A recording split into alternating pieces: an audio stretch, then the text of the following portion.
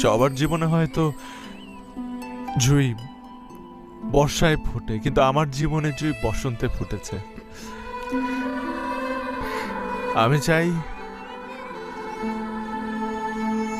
আমি চাই আমার এই জুঁই আমার জীবনে বসন্ত হয়ে থাকুক। আরেকটা কথা বলি,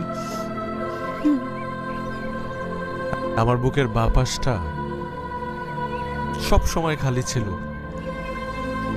হয়তো তোর জন্যই। তবে আমি আজকে কথা দিচ্ছি,